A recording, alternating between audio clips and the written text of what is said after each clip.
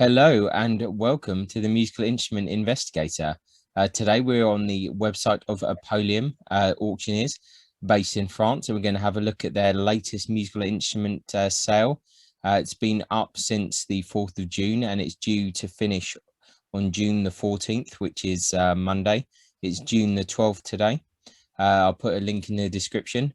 It's 25% buyer's fee on this auction, and once again, as always, look at the all the info here at the top about shipping, etc., etc. We are joined by the legend that is Max again today.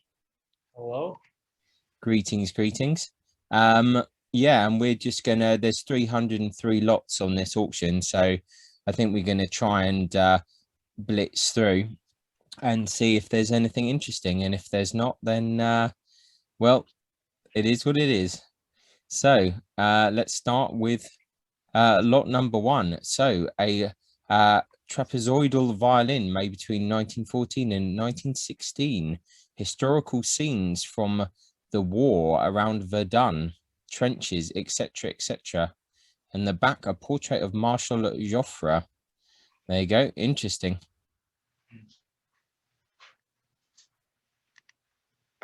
Is this your kind of instrument, Max? Like it belongs to a museum. Yeah. Yeah, I wonder what the story was. Yeah, I've seen that a lot of the lots on this auction, the first one, they're saying probably from war, but I don't necessarily agree. I don't think just because something is like amateur made or a bit rough around the edges, you can automatically assume that it's like from war. I think that's like a bit of an odd thing. Like which war? Yeah, exactly. And like this is like a clog violin, which they like in kind of Scandinavia and Sweden and stuff like that. Like this is like quite common sometimes, like over there. So I don't really see this as being a war thing. But people collect these. There's a couple of bids anyway on this already, so they're quite interesting. An amateur violin, which once again they're saying kind of instrument of war. I mean, it has a signature saying Verdun 1907, but I mean, once again, I don't know. The scroll seems almost a bit too good for someone trying to carve something in the trenches. And otherwise, quality wise, it just kind of looks like an amateur made violin of the early 20th century. You see loads in the US like this as well. So I'm not really sure what they're trying to say there. I don't know if you have any thoughts, Max. Not really. This is just such a weird terminology. We don't hear that a lot. This is another one probably from war. Yeah, probably from war, but clearly just like a trade, like German trade violin or something like that, that's had some kind of carving in the back. So I really don't know what they're trying to say. It's got military decoration, so it's clearly from war. So anyway, maybe this is a way to sell stuff. People like that kind of stuff, I guess. Amateur violin, folk art, also possibly from war. So this is probably about my standard of violin making here. Well, I'm sure it makes a sound. Yeah, exactly. That's all you need really. Another amateur violin, folk art, shape of a boat. Shape of a boat. I'd say it's more like a shape of a coffin, personally. Yeah, that's what I thought too. Yeah, it's like shape. I've not seen many boats that look like that. Yeah. But okay. I quite like how rough the carving is in the actual the scroll. Yeah. I like all the tool marks. That's quite interesting. A gourd violin, metal gourd there for the main body. It's like gold. Yeah, this is interesting. The scroll looks like it's probably a bought-in thing. It's not very kind of well connected to the body.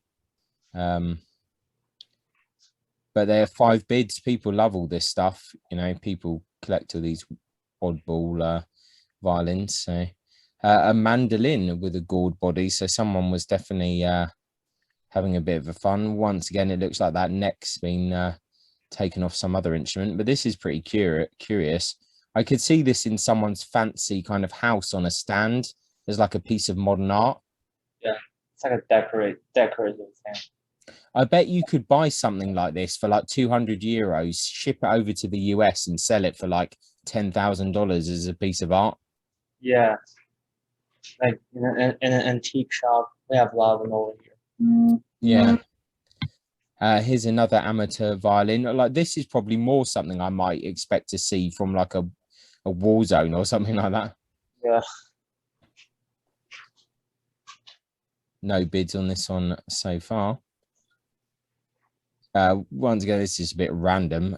Tobacco boxes. Clearly, someone said, I have loads of instruments I think came from like the trenches, but I also have some other war related things. Can you just stick them in this musical instrument cell for me? And Yeah. they're like, okay, because here we have like some shells which are like now turned into vases. It's like this is a musical instrument auction. Anyway, They're something funny's gone on here they're for already sure. they're already too biz on it. They're probably trying to get the book. Yeah. Here's some books on music. That's nice. Hurdy-gurdy from Miracle. Curious Instruments, hurdy-gurdies. Another hurdy-gurdy in the style of Coulson. 11 bids. It's amazing how many people love hurdy-gurdies, though.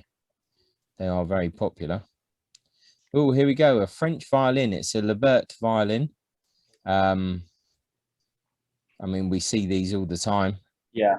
I don't think. I'm surprised they're selling for more than 1,000. I thought there were so many of them. I guess they had to sell it for a little more than a JTL, but Yeah. still huge. I mean, I guess it looks in fairly good condition, but we Yeah. see those all the time. So, What I find really interesting if you look at the scroll, oh, and that little tiny bit of overhang right in oh front of yeah. it. Oh yeah, that's it's a bit of a detail that only a lot of modern makers will do. A Mm, lot of people back in time would just just just scrape the whole thing flat. yeah. Yeah, you're right. That's kind of like a modern teaching in most of the violin schools to have that little dip.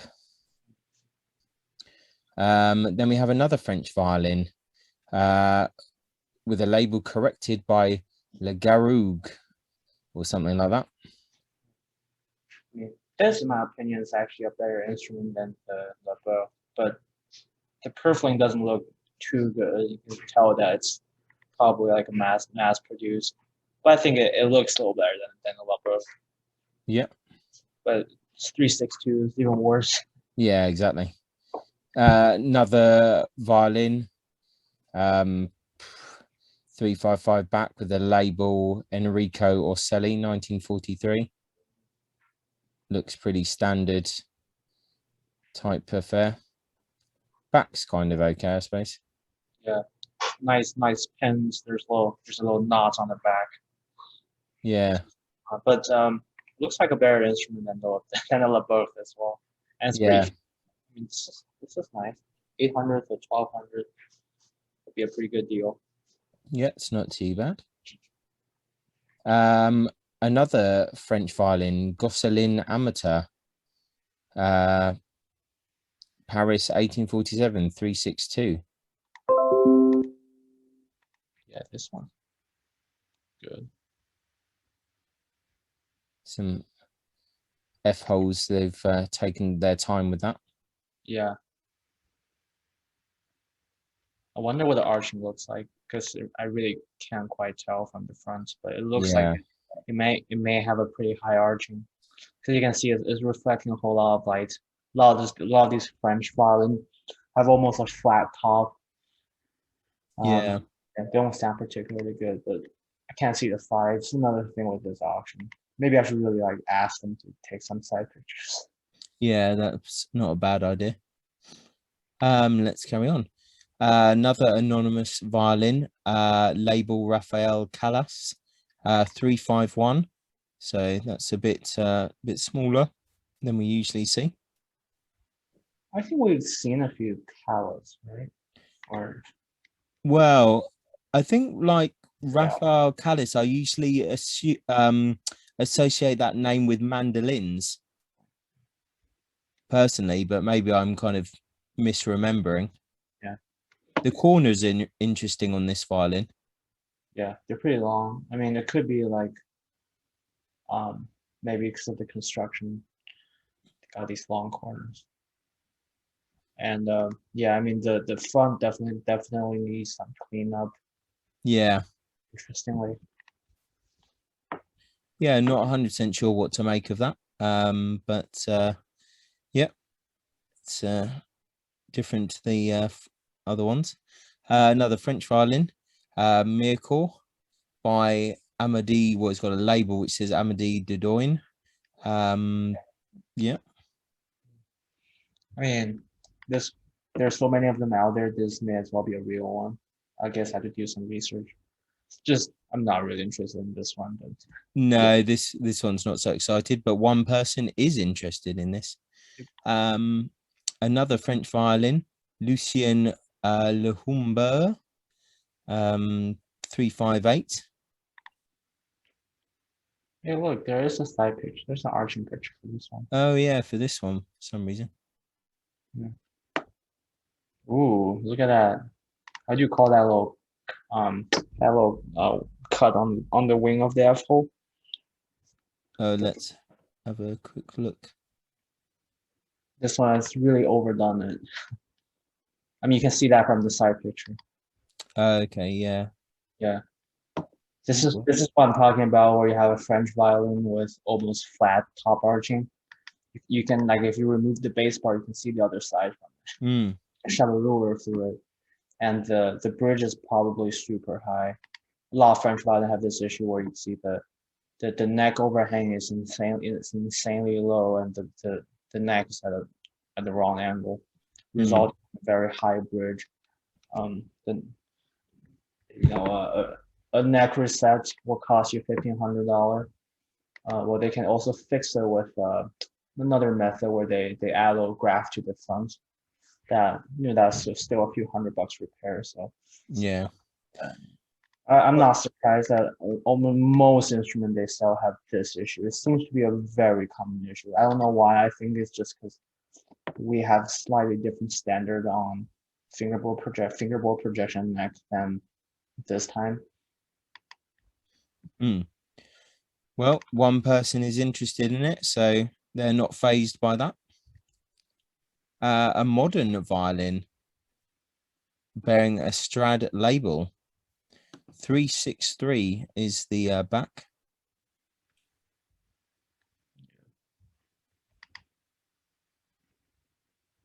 Cool, I guess. Pretty long. Yeah. It's almost looks like it could be Czech or something, but that's probably I like how it has a Strad label, but it has a very radical F holes that almost look like some sort of Jesu. Yeah. Yeah, I think that's one to move on from. Another French violin by Lambert, 359. Quite a high estimate on that one, actually, but it does look quite nice, actually. Yeah. So there were some repairs to the scroll. There's a how do you call it, a saddle crack. Yeah, I don't know what this is. Why would they sell it at this price? Definitely seems to be a bit older than the other ones that we've seen. The scroll is quite nice from the front. It's quite interesting. Yeah, seems a bit high in estimate, in my opinion. Having looked through all the Vichy lots previously, this seems a bit of a high estimate, but you know. Well, that's pretty much a wholesale auction. This one is getting more individual. Yeah, it looks interesting, but I think it's a bit much. Another French violin with a Colin Mazat label 359. The back there. Yeah, I think this probably is. If you see a violin looking like this with a Colimazon label, a good chance it's actually from the Colimazon shop, but that doesn't mean it's worth anything. Yeah. Yeah. For me, this is pretty standard. Not too exciting, really. Yeah, I can probably already know what this is. It's like one of those violin that the Kalimazan workshop bought from some random shop in Myricor to have and varnish it out and put their own label in it. Okay. It's not bad, but $500 will be okay. Yeah. And then another French violin with a Colin Mazar label. Say this is slightly better than the previous one. Yeah. Slightly nicer varnish, perhaps. Actually, the scroll does look very Kalimazan like. Not talking about like the real old Kalimazan. No, but the workshop. Yeah, I'm just glad that I sold mine. Yeah. Another Mircore violin. 359. 19th century, they're saying. Yeah, this is cool. Just the perfum's the perfum's got some work done. Yeah. The back's nice, a bit different, a bit more interesting to me anyway. Yeah. The scroll a little bit different as well. Yeah, it is also an older instrument. Yep.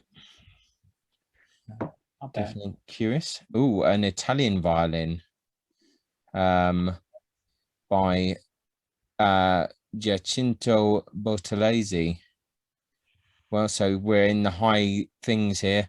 12 to 15,000 euros, 358 back. It's quite long for an Italian, isn't it? Yeah. Well, no, well, Italians they come in all different sizes and shapes, so not surprised. Especially this more of like a modern Italian, but the back looks amazing. Let's have a quick look. Yeah, the varnish looks very nice. This is actually pretty well. I wonder what year this is made in. It says circa, is it trying to say circa 1950 or? Oh, okay, yeah, that makes sense. Yeah, it's actually I would say this looks better than your average 1950s Italian. Those have like a lot of them have pretty bad workmanship and just some sort of a ugly red varnish, which a lot of people would disagree with me. I just think they're repetitive, they're ugly. But this one has some sort of a French style antique into it. Yep. Well, no one's interested in it so far, unfortunately. Okay, Another French violin, Colin Mazar. yeah, this is your very no wonder why they said this is made by Kalimazan, because this is your very typical Kalimazan. The other one's got some fat corners. This one's like, yeah, probably actually made by the shop. Yeah, it's a bit more refined, isn't it? Yeah. Still, it's a little long. There are Kalimazans that are actually in the right dimension, but a lot of these are just a little too long. And the varnish, their varnish are very consistent. Some sort of like yellowish red color. Yeah. Oh, a German violin, Mittenwald School, 360 back, to be restored, 1500 to 2000. Yeah. Interesting scroll. It's just funny, like these instruments are worth nothing just a few years back. Now, these are solid 18th century violins. A little too long, but if you want the older ones, these instruments are always the way to go. Yeah, interesting kind of scroll there. I think it's what sometimes they call like the Hinterkopf, with like the big back coming off from the main scroll, kind of slightly enlarged. It almost has some sort of a testore feel to it. Yeah. Yeah, and even the F holes are not your typical mitten violin, and almost has some sort of like that Italian influence to it. I mean, it's interesting, but I can't help feeling that this estimate once again is a bit high. Yeah. I don't think this is. I take what I just said back about it being 18th century. The look of it, it may as well be much later in the 1800s and the 19th century. Yeah. I just feel so far a lot of the estimates are a bit high. I looked at an auction the other day, a French one, which I think was just a collection of one person. I don't know if it was a private collection or just a person that's a dealer, like a sole dealer. And all of the estimates were really, really high across the board, and it just didn't make any sense to me. So, violin, probably Italian. Label Evasio Emilio Guerra, 355. It's a good length, 1,500 to 2,000 of your Earth euros. Yeah, this one it's very good for the price. The dimension is good. The workmanship is top notch. Man, if I had the money, I'll be buying this one. Yeah, nice, nice back there. Yeah, I say has some potential. I mean, it Yeah, doesn't even matter if it's Italian or not. I just assume it's not, but it looks pretty cool and definitely it's been through stuff. So yeah, yeah. this one's solid. Well, no one's interested so far, but Yep. anyway, a French violin by J. Levesque, 1920s, 357. Yeah, this one's cool. I think this one also may have a bit of a weird arching, at least looking at the back picture, but can't really tell. Actually, I'm certain it has the archings. It's got those weird French arching too. Needs It's a bit of fine, I guess, but I generally avoid these. yeah, It's needs a bit of actually yeah, it looks surprisingly like one of your late Col Amazon. Probably they're probably from the same stores, you know, all these Meyer chords. yeah, That's, needs a bit of varnish touch up, but you know, looks fairly standard. yeah, it looks nice. It looks nice. Yeah, the scroll looks kind of quite consistent. Violin, probably Italian. This is getting more into my realm of interest. Yeah. 355, label Luigi Gambin, 1949. There's actually a few of these on the Japanese Sunrise auction. Oh, okay. It's an interesting scroll.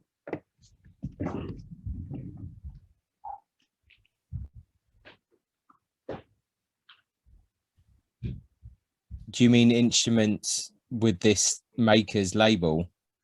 With these like Italianish varnish, not Okay. too standardly made instruments. They have even lower estimate for these. Yeah.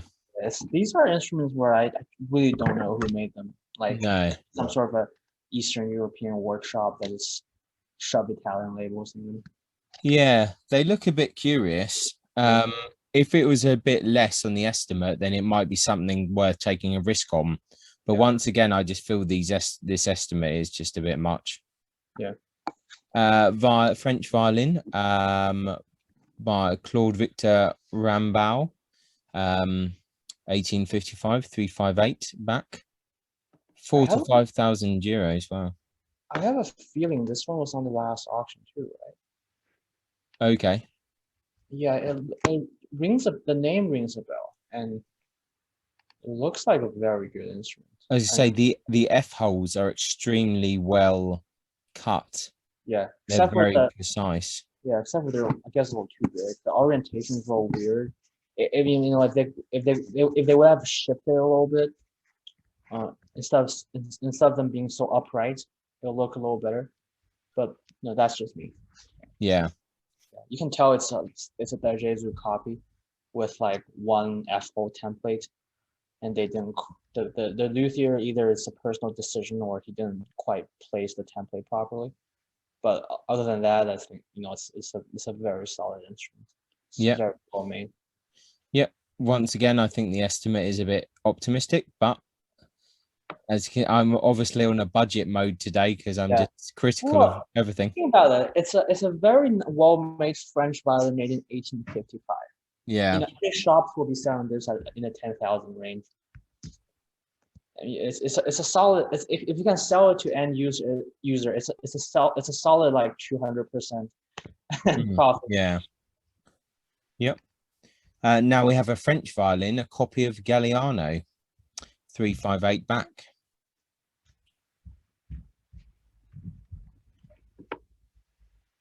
Or labeled Galliano anyway. Yeah. It's funny. It's not one of your standard French violin, but I've definitely seen ones like this. pretty cool. It's got, there's some, the French don't like pins, but this one's got them. Yeah. It could be like a close imitation of the Gagliano, and even has the Gagliano pecco that I always talk about. Oh yeah. Maybe it's a real one. You never know. Yeah. Well, there's at least one person interested in it, so At least one person thinks it's a real Gagliano. exactly. French violin by Marc Boulaud, 1991, 356. Bit more of a respectable length. Bit yellow for me. I just really like how the purfling just stops at his back branding. Yeah, that's quite curious. Yeah, it's pretty cool. Yeah, it's an interesting. Yeah, I think the estimate for this one is low on the high side, but I don't know the maker. Maybe the maker's worth quite a bit. Yeah, I don't know the maker at all, to be honest. Yeah, because when you start getting to these very modern makers like 1990s, out of respect and because these are personal works, they'll give them some pretty high estimate. Yeah, it makes sense, definitely. A French violin, interesting head, 19th century. Head of a woman, is it? It doesn't look like a woman from afar, but we'll look at it in a minute. Label Francois Manzoni at Chateau Thierry, 361. Let's have a look at this head. Oh, it is a woman. Well, I mean, I guess it's up for debate. The F holes have seen better days. Yeah.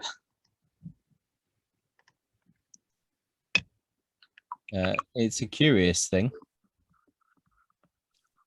Yeah, this could belong to the carved scroll auction that you've seen a few months ago. Yeah. This is a bit, yeah.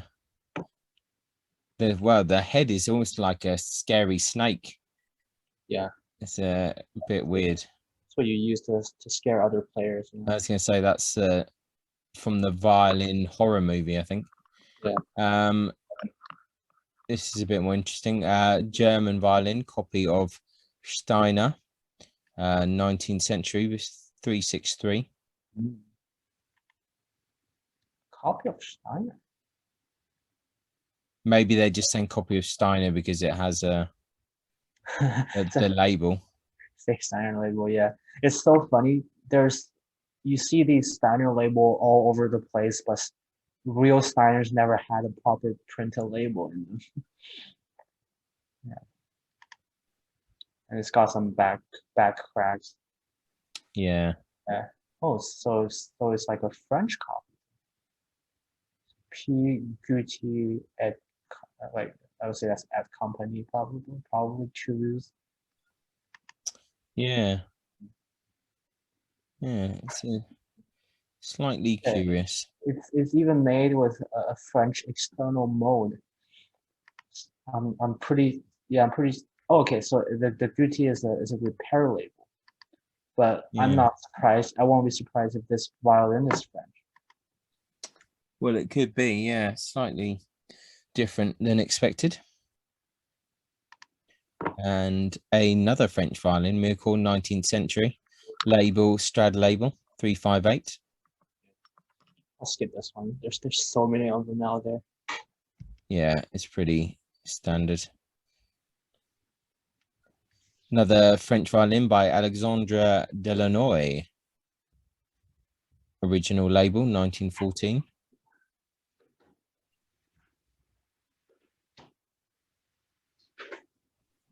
Looks fairly standard of the time. We can carry on. Another French violin, Jean-Baptiste Collin. So, which I believe is something to do with like the Lebert workshop or something in their way to kind of counter Colin Mizal or something like that. I think I read somewhere, but that could be wrong. It looks pretty similar.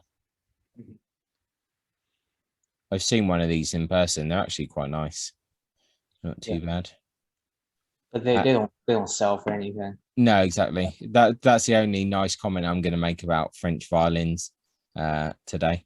Unless there's like some 18th century French violins, and then I'll be happier. Yeah. German violin, interesting 19th century. 358 on this one. Nice scroll, actually, quite like that. This is like on the cooler side, I would say. Yeah. 19th century, probably near the end. Yeah, it's pretty nice. Yeah, it's probably one of your better copies. Yeah, this one's actually okay. No takers so far, but yep, not too bad. French violin, 18th century, they're saying here, with the Tommaso Carcassi label, 361. Ooh, certificate from Etienne Vallot. I wonder what does the certificate say. I mean, I can tell you for sure this is not a Carcassi. Yeah, maybe that's what the certificate says. This is not a Carcassi. Yeah, say a French violin with a label. Yeah, I mean, it's okay. It's not super exciting to me, but yeah. Another French violin, probably made by Mirmont. Okay, this is straight from the last auction. Oh, is it? Okay. This is your photographic memory coming into UC because I don't remember anything. Or maybe because we've seen so many of them for the past 3 weeks. Yeah, I've seen so many French violins, I'm a bit blind now. But it looks nice enough. Bit long. Oh, a German violin. Gottfried. Johann Gottfried, 361. Oh, that's long. Yeah, I always get a bit confused seeing some of these German violins that are so long because I usually just associate it with the French, but Yeah. Oh, I mean, it seems to be like it's like a trend for some of these mass-produced instruments to be very long. I mean, what good does it make? I mean, why would they do that? They're already so cheaply made. Because I know people that deal with a lot of these mass-produced European violin. A lot of them are just in all kind of funky dimensions. yeah, it's a bit strange. Mm. I mean, the estimate on this is quite high, really. I don't quite understand why, but Yeah, maybe I don't even think the maker's worth that much, to be honest. yeah, I mean, it's funny to see just in 19th century how much the style of German violins vary. You have these full-on nice Italian copies to these like sort of a cheap Steiner style, just that somewhat resembles the even older German instruments. yeah, it's just a bit odd. A French violin by Leonidas Nagini, No, 1929. Two people like this. I mean, I don't hate it either, but it looks okay, I guess. Yeah, it seems to me that kind of slightly going on towards that kind of nasty looking varnish that Yeah, you start to see in the kind of like 40s, 50s or whatever. yeah, or like mass produced. Yeah. So let's go to the French violin by Charles Jacot, Mirecourt, 359.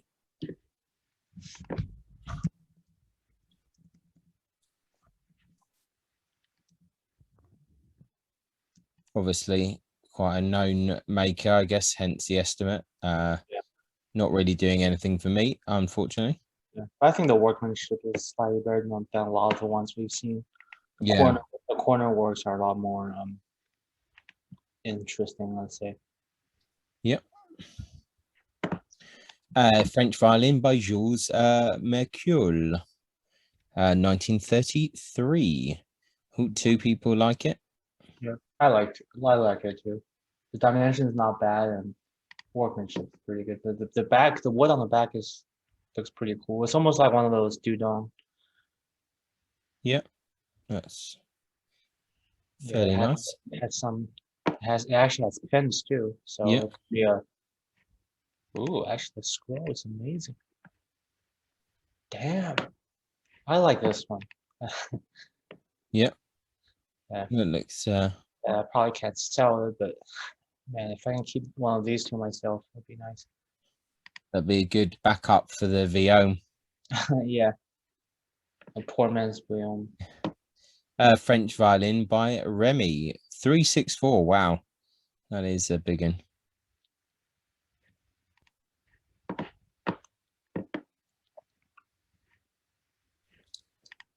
Interesting back. Yep. Bit too big, sadly. German violin, Rasura Vincenzo. That's the label in any case. 353. Needs to be restored. Sound post crack.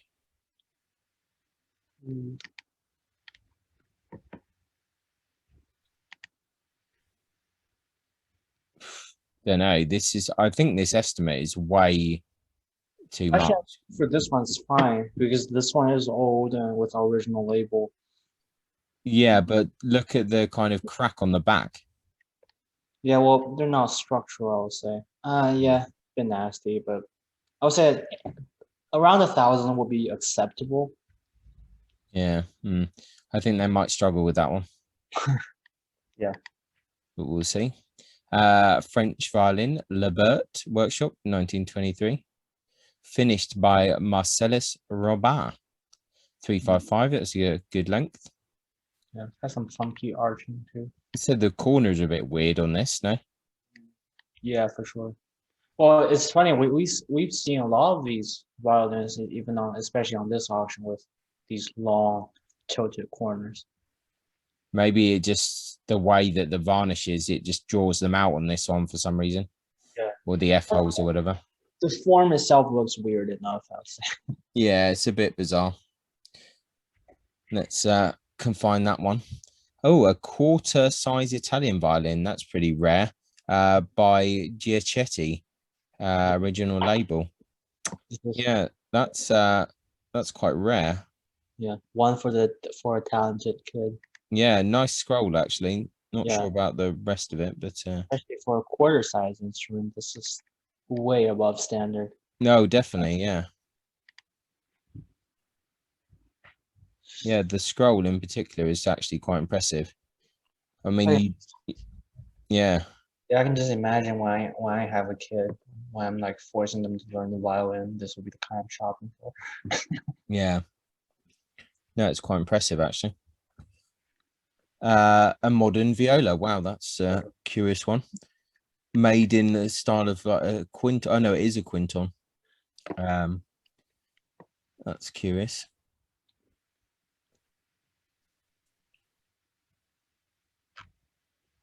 Well, that's interesting F holes there.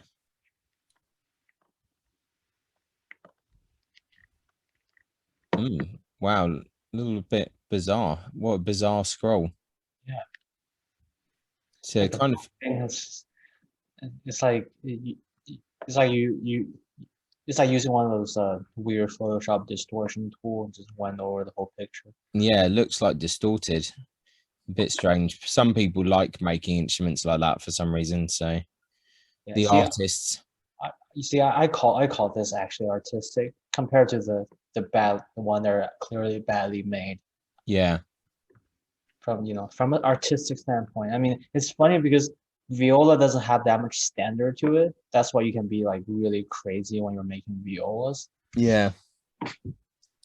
That's true. And some people definitely were pretty liberal. Here's a viola, 1947, or a label which says Layanti Bellafontana, 1947, 390. It's kind of smallish.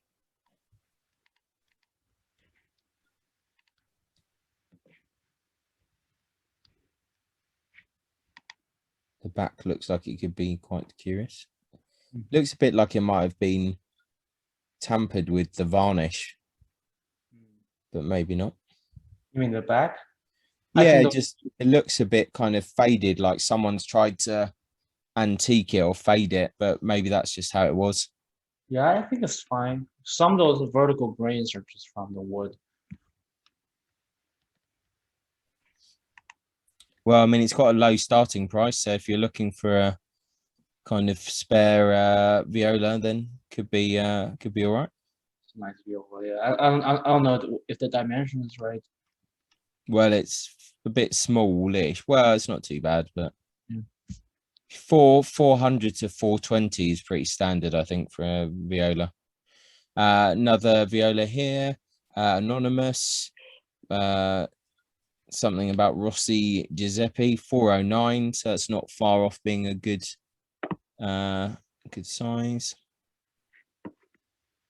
Some funky violas are just cheap, like. Yeah. See, look, this varnish has definitely been stripped. Something's happened to this one on the back. You can see it's been tampered with.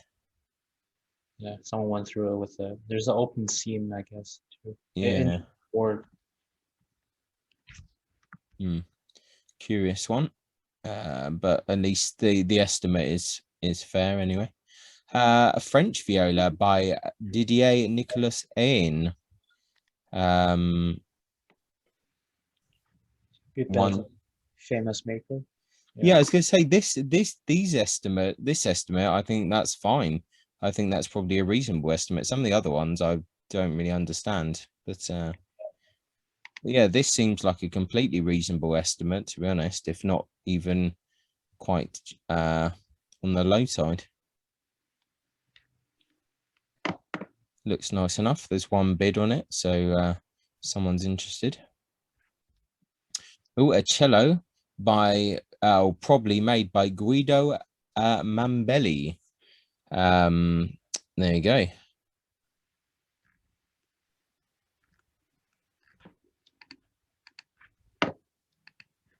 Not really sure what to say. The M is a bit random on the back there.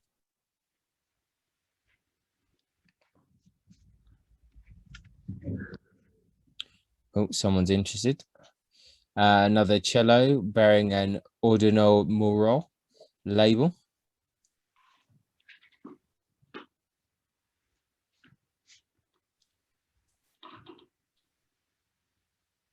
Well, two bids on that. Cellos are popular. Another cello, anonymous. Two-piece back. No one's bid on this one yet.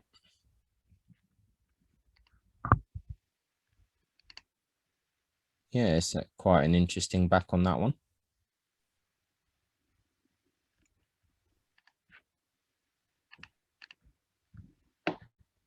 Lot 58, another cello. Mario Baducci. No bids on this one as yet.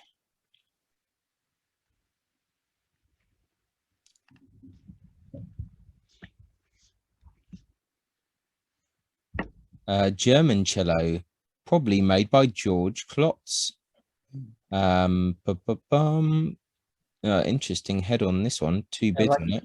How the teeth and the eyes have been painted white. Yeah, I was just going to say, I don't recall ever having seen a cello either kind of by or said to be by a member of the Klotz family. Actually, I just don't recall it. Yeah, because maybe there's so many of them, so many of the cloth violins around. But yeah. I mean, German cellos definitely worth quite a lot. I think they're probably considered superior than German violins. I don't know why. This is just my guess, because I think a lot of these German cellos and German basses are worth a lot, and some of the more Germanish Italian makers, their cellos are also worth way more than their violins, or way more celebrated. Yeah. Well, I think in a way, a lot of English cellos are worth a bit more than their violin equivalent sometimes as well. Yeah. But anyway, interesting head. I quite like it. Oh, a French cello here. One bid on that, 3,000 to 4,000, the estimate. Interesting top. You even get a free mute with it.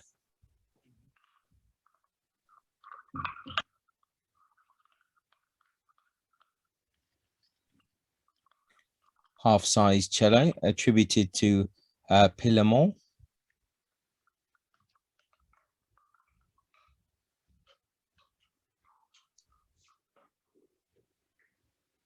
Three-quarter Pillamont again. I think we don't need to look at that too closely. Oh, a piano. Quarter size piano, Steinway and Sons.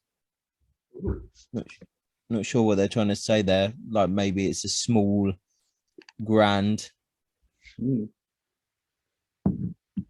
Quarter size piano. Yeah, I'm not sure what they're maybe means, like the actual because it's a small size grand, isn't it? So maybe that's what they mean, like the back of it, or maybe not. If you see the other pictures, Even if you're young, you're not supposed to learn on a quarter size piano. yeah, I think that's just an odd thing in the listing. I think it must mean the size of the thing. But if anyone watches this and knows what that means, then let us know. Yeah, just imagine buying one of these on auctions. What kind of shipping cost we're looking at? Damn, it's already 3 bids on it. 8,600 already. Interesting, yeah. I mean, I've seen a few kind of Steinway pianos, but this is not one that I think would have thought would have been super desirable, but clearly it is. So it's Steinway, so yeah, interesting. A mechanical piano, how curious. Oh, is it the one where you put a piano roll in it? Oh, it is. Yeah. Damn. You need yourself one of those. 50 Yeah. euros could be yours. If I ever need to perform some of the Nancarrows, please buy one of these. You need some 10-cent French coins as well to operate it. Gosh. Okay, we're on to bows now. Louis Bazin bow. What I like here is that they have the picture of the head and the frog, so we don't need to go searching through pictures. So 59 grams, that's all right. Raffin certificate as standard. Another Bazin bow. I'm just going to kind of go through if it keeps on being those. Taught school, that's a bit more interesting actually. 45 grams without the hair. 716. That's actually curious bow, that one. A little bit more interesting. A Mircore violin bow there, 58 grams. Not too bad. Lebert workshop bow, 54 grams without the hair. It's got a Paul Mongenot stamp. It's pretty normal. Violin bow probably made by Prosper Colas. 50 grams. How is this even possible? How could they even tell who made the bow? Well, I think there's just like violins, there's just certain traits, and also I think because it has like the Bazin stamp, I think they're kind of records of who made bows for a lot of these kind of people, and they must have their individual traits, or maybe there's a mark or something which kind of says who it was. It's so weird because even for because a lot of these bows came from, say, the Bazin shop or the Vuillaume shop, and they can somehow trace them to the exact bow maker. But for all the Vuillaume violin, there's no way you can trace them to like a particular maker in the Vuillaume shop. Well, yeah. And I would say there are probably more to look at on the violin than the bow. I just find that fascinating, or maybe there's some secret to it, how they attribute them. I don't know.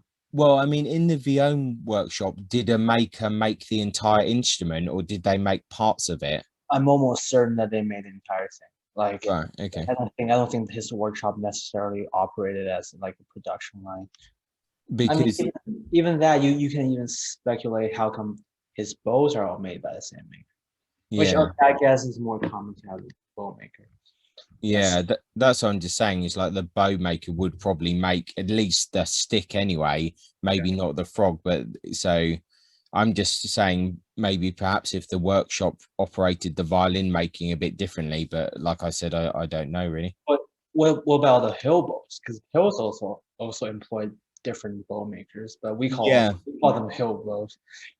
A lot of them have some kind of marks which indicate who made them. Yeah. So it's the same. Yeah, it's the same kind of thing. Maybe there was like prep work was done, so like a stick was like prepped against a frog, and it was marked that they were a set, and then a bow maker finished it off. You know, potentially things like that. So I don't know really, but it's an interesting question. Another Bazan bow. So yeah. This one's got like a Paul Boucher stamp, but they're saying it's probably made by Bazar. So, you know. Yeah, it's funny that the certificate is actually from their own expert, the mustache man. Yeah. Well, I tell you, when the time comes that I have about 2,000 euros to spend on a good bow, I'll either buy a hill or a Bazan. yeah, exactly. Yeah. That's nothing like 2,000. Come on. Yeah, it's true. Yeah, it's true. Yeah. Yeah, it's another Bazar bow. Lot 33, another Bazar bow, 2 certificates, Guillaume and Chancerole, 60 grams. There's so many of these Bazar bows. I'm kind of. They're not bad. I mean, from the look of them. Yeah, no, I think they're fine, really. Another Mircore bow, end of the 19th century, 58 grams. Derazy mark. Another Mircore violin bow, Marc Guillaume, 53 grams. Violin bow, probably by Prosper Colas.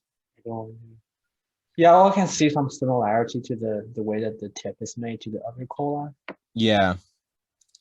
Yeah, I think they just kind of, they have, obviously the experts, they just know really, haven't they? They've seen enough Yeah. bows. I don't know why this translate thing keeps on constantly coming up every 4 seconds. Yeah, because we're both using Chrome, so every other lot it comes up. Yeah. Violin bow made by Louis Morizon. JTL violin bow, so we can go past that one. Probably by Prosper Colas bow. Violin bow probably by Bazin again.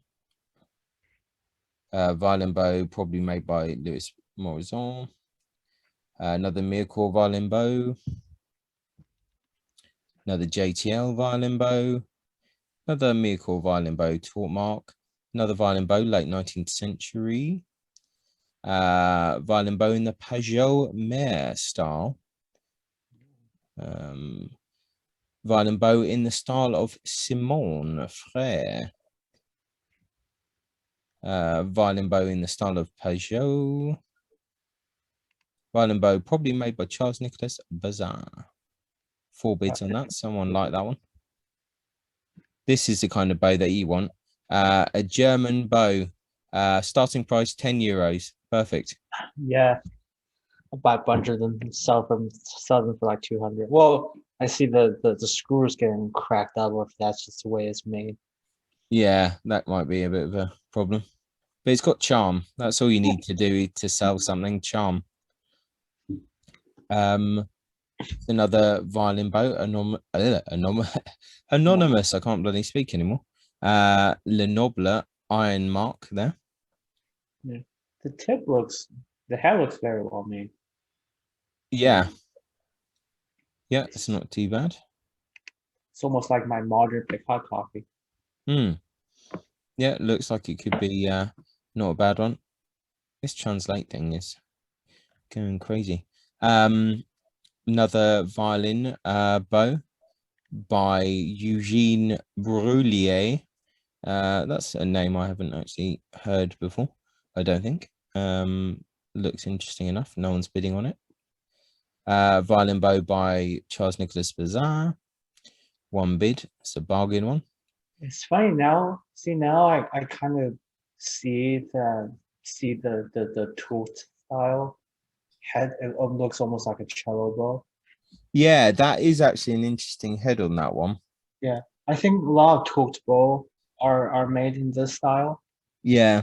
Some of the other ones that are like made in the Toad style, or this one with the Toad stamp, they're like copies of his work.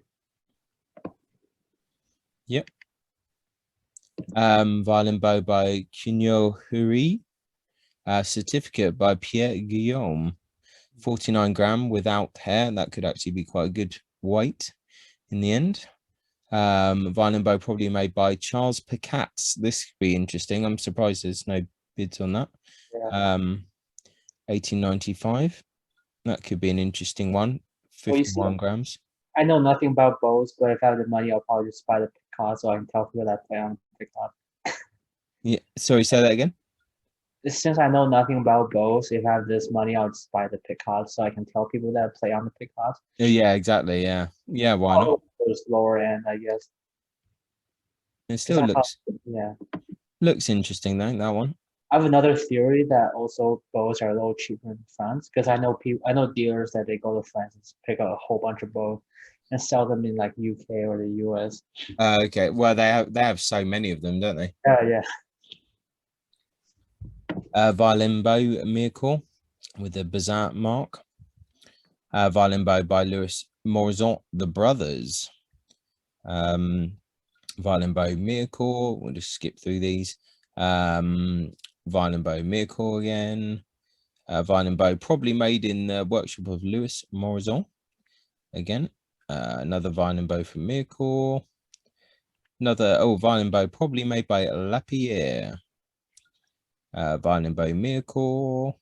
Like we always pause on this guy because you like the name. Do you like the way that the name sounds? Lapierre, yeah. Also, it reminds me of the mountain bike make. I think there's a mountain bike make called Lapierre. Yeah. And I think the name's quite nice. Yeah. Rolls off the tongue. Yeah. It rhymes, you know. Exactly. Like poetry. Exactly.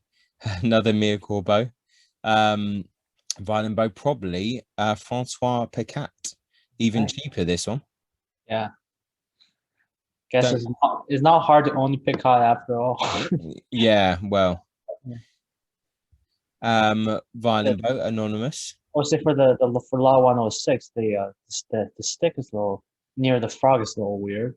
I thought it's weird, but if you look at the way that the for the previous lot, lot 106. Yeah, you can see how it like tapers down from the Yeah. screw and like it comes down to the how do you call them, the rubber or the wires. It kind of tapers down. I don't know what this means. I'm not a bow person.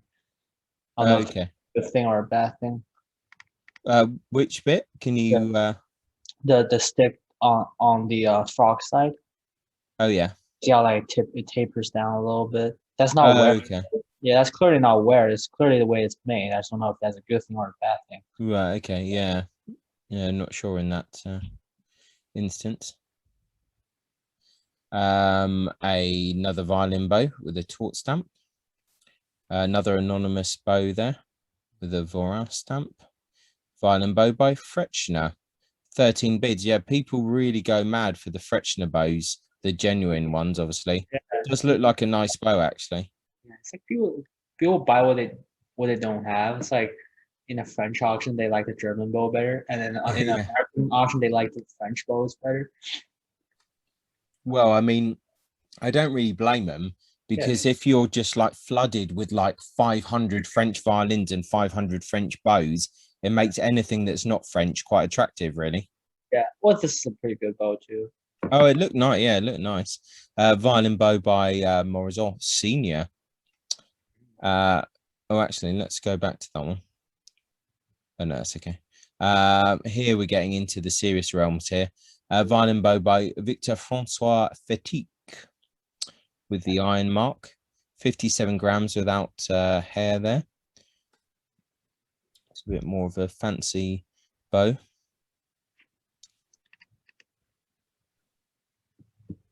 Violin bow, full ebony rear. Interesting term there. What does it mean? Have a round baguette? Yeah, I do like a baguette. No bids so far. Another Miracle violin bow. Violin bow by Gilles de Hot. That's another name that I'm not really familiar with. School of Ushar, 61 grams. 4 bids on that. I mean, it does look fairly nice as well, so looks in fairly good condition. I had a very good experience with an old shark. I don't even know if that one's real, but yeah. Yeah, well, this is School of Ushar. But saying last time I played on a so-called Ushak bow, I don't even know if that one was real, but I had a really good experience with that one. Yeah, well, definitely. Ushar's a name to look out for, I think. Oh, speaking of that, here is a violin bow by Emile Ushar. Okay. So 260 the current bid, 8 bids on that one.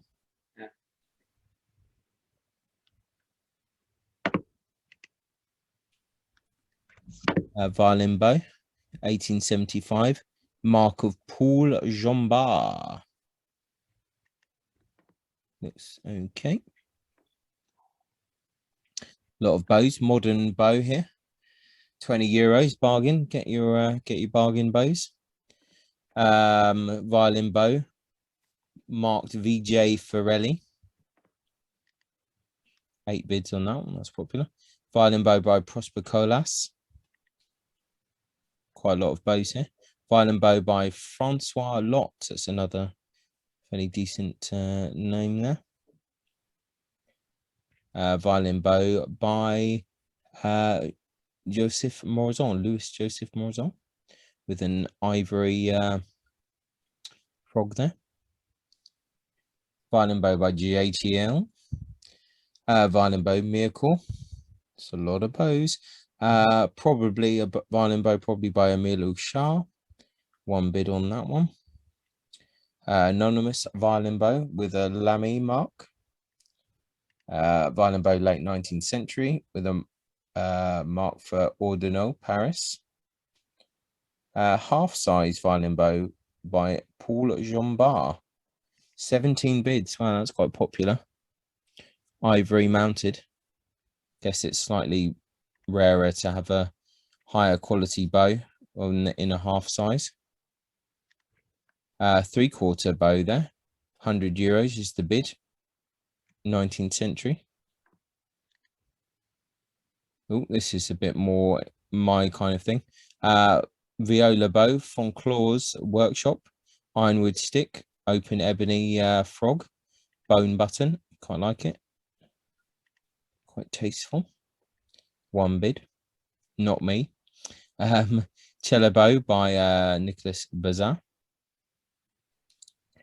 Cello bow probably by Fleury. Cello bow, this is a nice one actually. 18th century transitional bow. Exotic wood wand, nice.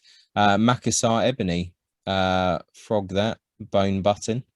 This is nice actually. It's a nice looking bow. 2 bids on that. Cello bow by Anonymous, but Marc Jules Fatigue, Paris. A cello bow, Miracle. Another cello bow, Anonymous. Another cello bow, 19th century. Cello bow by JTL. Cello bow by Morazon. Double bass bow by Morazon. Another double bass bow from Miracle one. Double bass bow by E.A. Oshar. Another double bass bow by Morazon. Another Miracle double bass bow. 2 cello bows, 3/4 and a full size. A load of violin bows. A couple of cello bows. Oh, a bow box. Wow, 11 bids on that. 160 euros. Do you want a bow box? I'm almost there. I'm against that vault. Sorry, I left behind. Wow. Yeah, it's like a nice bow box. I wouldn't want a wood one though. Like I have a really nice plastic one that they use with modern bows. These older ones, like That's a charm if you like run a shop. Just kind of leave it there. Yeah, Got some history to it. exactly. I wonder what it looks like inside though. Yeah, exactly. Like, could we actually see what it looks like inside? Yeah, strange that. But anyway, curious. I think we're back to violins. That'll make you happy. French violin, Nicholas Bertolini, 363. These are pretty standard, aren't they? These Bertolini things. Trade name. Yeah, I think it's to move on there. Violin, label Pietro Fantari, Roma, 35359, a modern violin.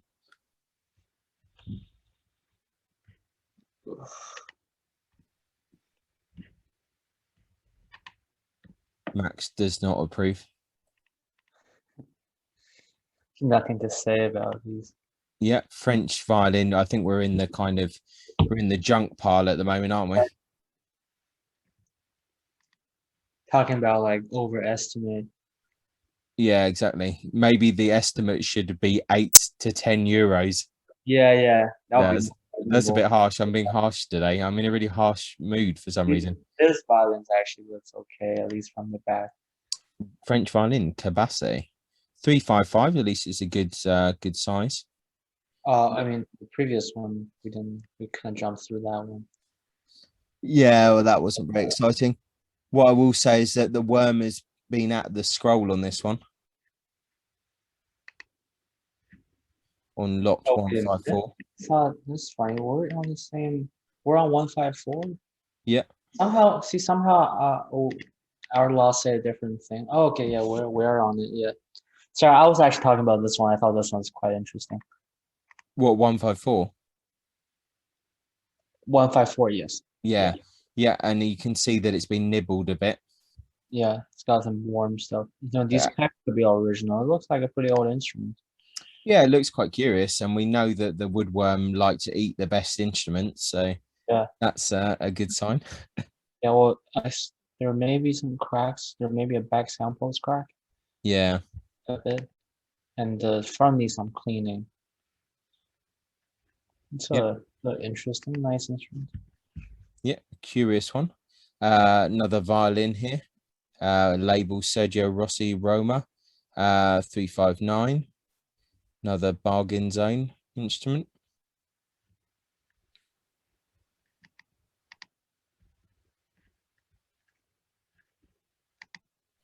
Another French violin, 359. Not much info about this one. Looks very kind of lower kind of tier. Another French violin, Mircore, 360. Once again, we're in the low zone.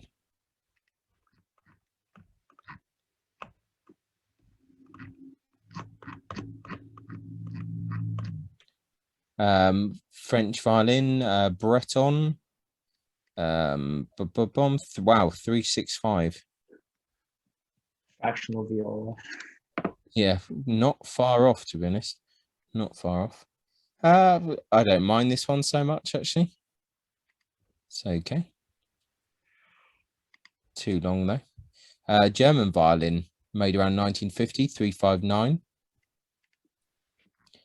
It's getting pretty standard of that time.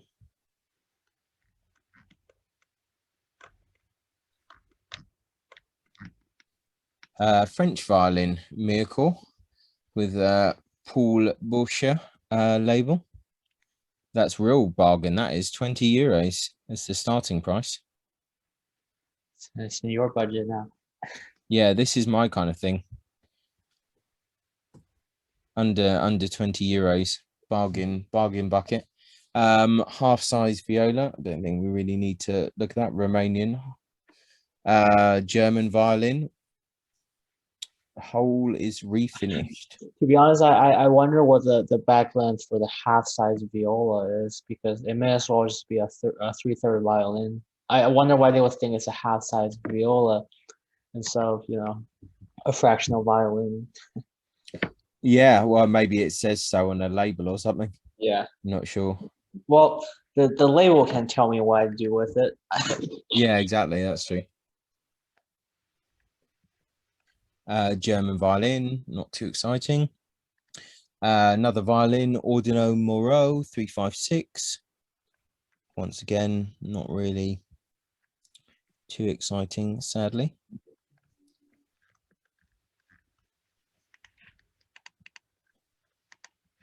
Another violin with a Dudorn label. We're in budget kind of territory here. I think we can probably be a bit ruthless on some of these. French violin, Mircor. Interesting violin. Gasparo de Salo label. That's funny why would they put that label in there. This thing has like nothing, like even if it's a copy, it has nothing to do with the Brescius. Even the look, it's just so weird and it's huge. I mean, I guess the length is it's as huge as some of the weird Brescian violins. It's slightly curious. Another violin with a Scarampella label. 120 euros. Once again, not too interesting back actually. There's some weird stuff being I've seen this maybe from the last auction. Has a drum purfling. Yeah. Another French violin, probably made by Vicinaire 359. Do not like the scroll on that, I have to be honest.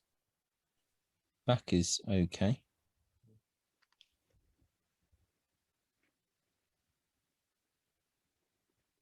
French violin, Mircor 363.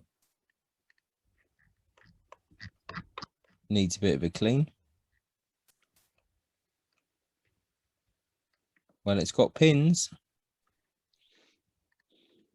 I like how we just our standard for a good violin went from like having good purfling to having pins.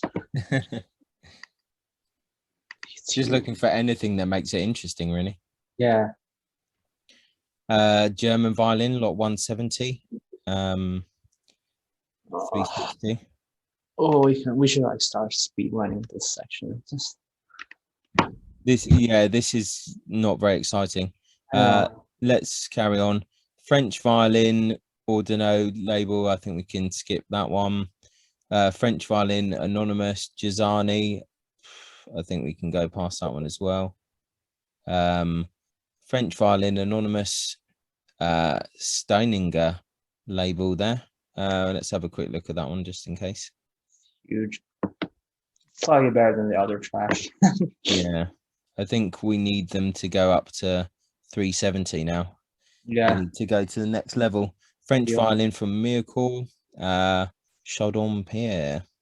I think this is once again not too exciting. This one actually looks more like a standard minor chord instrument. Yeah, that might be okay for 400 euros and not really doing anything for me personally, but French violin, Mircor, 120 euros. Get in there, bargain. Oh, I'm just speed running through. I mean, I'm right now at lot 179, just nothing interesting. Okay, French violin on 176. I don't know. That kind of looks a little bit interesting, but not too Just I bad. wonder if it has a Strat label to skip. Yeah, French violin, Florentine. And that one. The Alavie de Cremon is like those cheap. Yeah. Curious. JTL, we don't need that. French violin, Mircor, no, that's okay. French violin, Mircor. Interesting how it says it's a copy of Steiner. I don't see any Steiner. Yeah, it's a bit weird. Another French violin, Mircor 181. 3/4 French, once again, not too exciting. Oh, give us something interesting, like another French violin from Mircor. Another French violin, Mircor. It's quickly, yeah. I mean, this is taking a dive, really, isn't it? Unfortunately. Another French violin, Oh, 40 euros. French violin, early 20th century. Wow, this is. What are they? What kind of auction are they now? Like I remember buying these nice stuff from them. This is wow, French violin. 188. This is not particularly too exciting. Breton French violin. No, that we've seen a lot of them. Another French miracle violin with a stud label. No, this is pretty bad. This is the French auction. violin. This is the auction that just sold a country us last month. Now they're like, how do you even put these violin and a country on the same table? This must be their affordable sale, like the equivalent of Terezio T2 or a Marty affordable. Like it has to be. T2 is dressed up with these. But another French violin, Mansui, not very good. French violin, early 20th century. No, let's go past that. Violin anonymous, bearing a Aculon iron mark. I think it's just another kind of tradey thing that's jazzed up a bit. We need something. We need to another violin study instrument. I mean, what is going on here? Lot 194. I don't know how the estimate is 80 to 120 euros on that one. French violin, Mircourt, H. Clotel label. Another French violin, JTL. German violin, anonymous, 362. Actually, let's have a quick look at this. Interesting purfling on that. Yeah. Oh, interesting hole in the back for the peg to get there for the string. Which one? 197. In the back of the, oh damn. Yeah. You'd be surprised actually. They're Strats that had this treatment done on them. I don't know why they would do this. Like for what? I can't imagine. It's to get the string on, isn't it? On the A peg or something. A bit easier. I didn't need to drill a hole in the back of my scroll to get the strings on. I think I think some makers actually made it at the time for a short period. Like actually added that. I'm not sure. There's a couple of I think there's like some Montianas that have those. Like Montiana? Yeah. Holy shit. I'm pretty sure, but don't know. Have a look. 198 French violin again. Well, that's a JTL. Is it JTL? Yeah. What's with all these Da Salo label? French, yeah, there were. What's so Da Salo about this one? Like the label, it's beautiful. 199 French violin, German violin. What's going on here?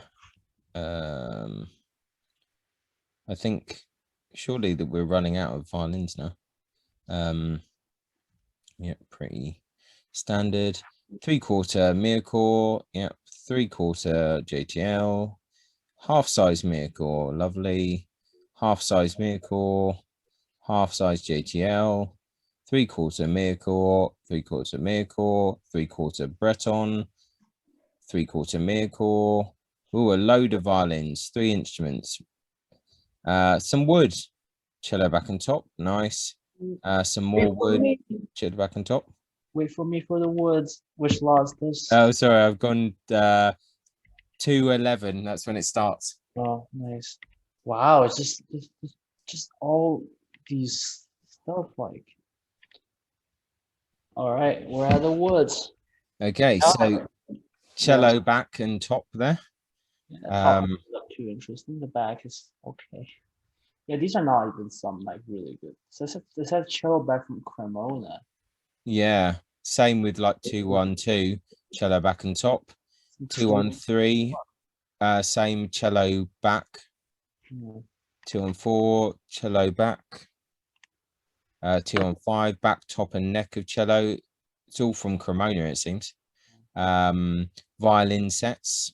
Doesn't say from Cremona there. Some traces of worm in some lots. Okay, it's a bit worrying. More violin sets. 217 with worm again. 218 violin sets with worm. More violin sets.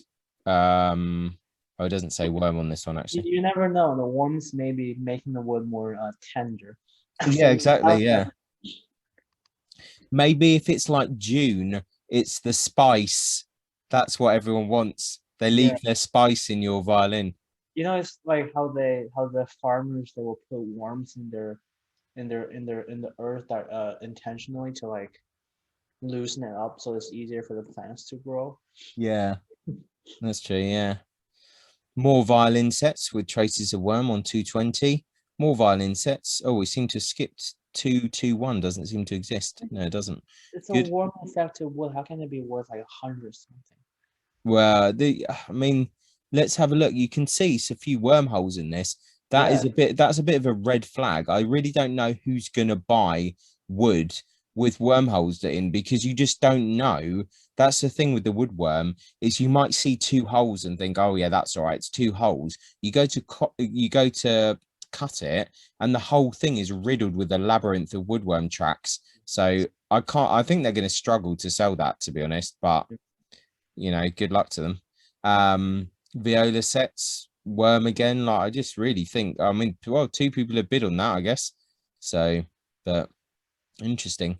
A lot of people wouldn't even take this wood into their workshop, just from the fear that it might actually have something in it. Yeah. 225 violin sets, same thing. More violin tables. So some of it looks quite interesting, quite old. More violin tables, but Actually, which lot are you on? I'm on just 228 now.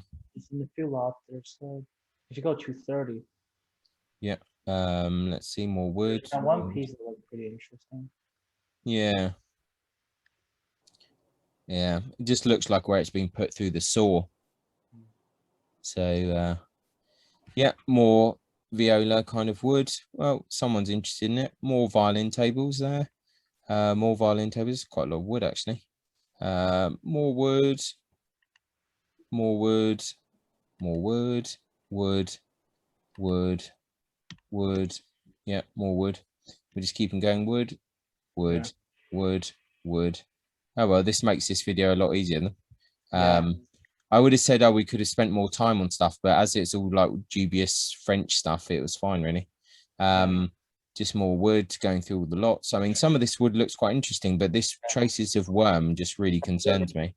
These rips are nice. Yeah, some of this stuff is all right, but once again, it's all kind of got the worm warning. Just generally, some luthier like to make their own rips from the back wood. Mm. Some of them believe that it would sound better that way. I think that's bullshit. But like whatever they like. So I know luthiers that don't really like to buy these rip wood. Yeah, no, that's fair enough. If I'm making an instrument, I love to buy these rip wood. So I just scrape them down and just start using them. I don't have to go through the trouble of cutting them down from my back. Yeah.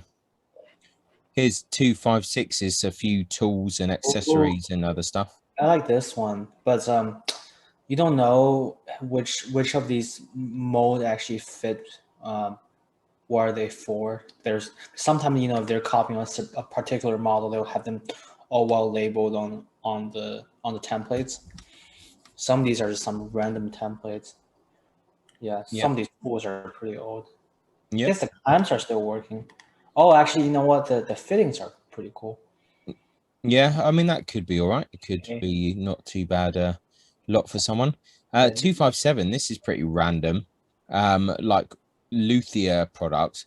Oh, I don't like, honestly, I don't even think you could sell this in the UK, because some of this is probably like chemicals and it's not going to be properly labeled. So I think it would, someone pull me up on it, but I think it might be pretty difficult, if not illegal, to sell stuff like this in the UK, to be honest. you can't ship it. You have to go for a local pickup, and Yeah. like probably just varnish stuff, which generally just oil. Yeah. Anyway, but interesting lot to see that. Yeah, here's some violin stuff. Here we go. Some sticks, some Pernambuco sticks there.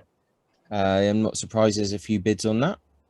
I like how mine is translated to chopsticks. Yeah.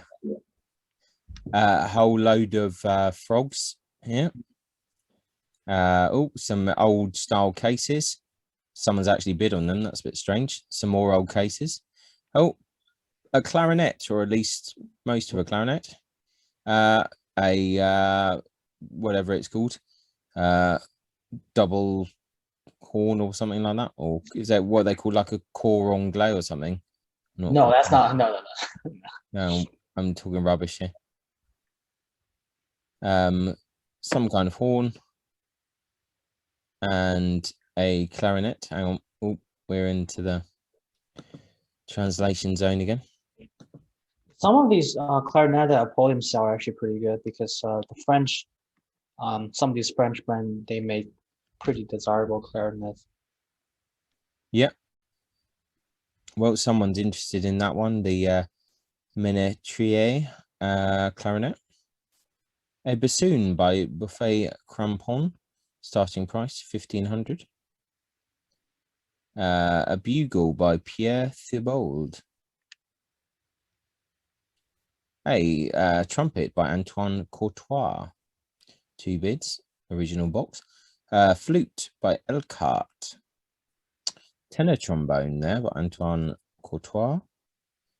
A trumpet and a horn of some kind. A flute by Heinrich. Petit corps de chasse, like a hunting horn or something, I think. A duduk. Natural trumpet. I don't know. They're not. Huh. Interesting. Yeah. Or lot 274. Duduk. Lots of 2 duduks with a set of reeds and in a modern case. A bandoneon. Load of harmonicas. A mandolin by René Jerome, pretty standard. A guitar by Pierre Anastasio, another pretty normal guitar. Banjo mandolin, not too exciting. Banjo Parisiana. Guitar, style of Jacobacci, pretty standard. Bandola by Guillermo Cordova. 1 person bid on that. A sarangi. An electric bass by Azumi. Old sheet music. More stuff like that. More sheet music stuff. Photograph of Roberto Benzi. Interesting, as a child conductor. A phonograph. Random records. More records, and I think we're kind of records. I think that's kind of Man, I should like buy all of these, and my friends are gonna love them. Well, that's it. Oh, we're on to 305. I thought it was only 303.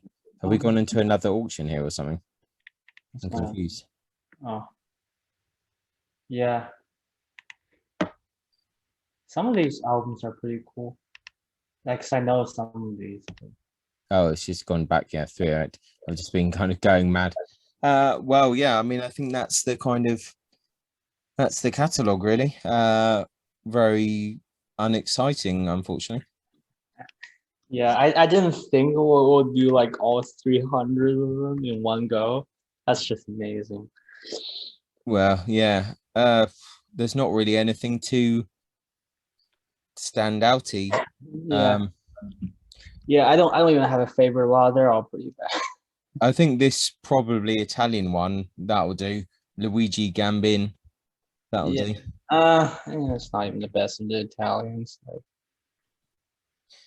yeah, I think that's it. Well, I mean, what can I say? If people want to check out this auction, then I'll put a link in the description. See if you can find anything that interests you. Seems to be like an affordable auction, so maybe a few things there. Actually, I don't really. I do remember there's a few nice French violins. Yeah, there's a few nice ones, but the estimates are a bit too high, I think. Yeah. Yeah, some are okay, I guess.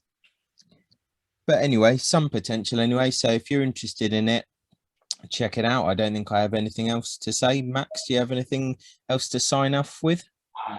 Well, let me say that I hope they'll have something better. I think the bows are pretty good. Some of the bows, if you Yeah, include the bows actually. Yeah, you're right. The bows are not too bad. Mhm. You know, if next time when visiting them in France, I'll be buying a Bazan. I promise. Yeah.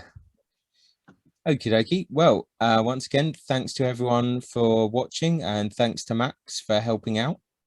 Mhm. And we'll catch you all next time. So, ciao from me